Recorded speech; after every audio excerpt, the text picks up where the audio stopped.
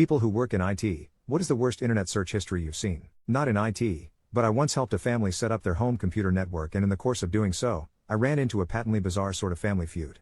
This started with my friend asking me to help her Aunt Ellen set up the internet at her house, which I agreed to do. At first, this seemed like it would be a simple endeavor. I'd just set up a router, install a couple of wireless NICs, and be done with it.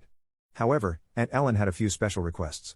The most important thing, she told me, is an internet password. I nodded my understanding, though I wasn't completely sure what she wanted. "Do you mean a Wi-Fi password?" I asked. "Something to protect your wireless network?" "Oh, yes, certainly that," replied Aunt Ellen, "but I also want to keep my kids off the internet if it's past dinner time. That's when all the creeps come out." Well, that was fine. I had some private thoughts on the matter, but I wasn't there to offer parenting advice or play internet educator. I set up the network, put the necessary conditions in place on the router, and moved on.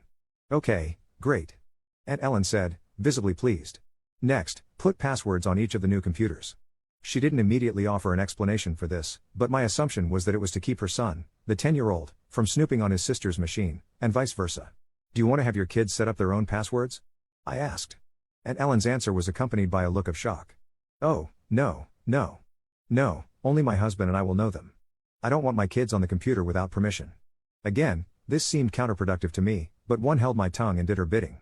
With everything complete, my final task was to reconnect the family computer to the network, and go on my merry way. I didn't know it at the time, but my job was only halfway finished.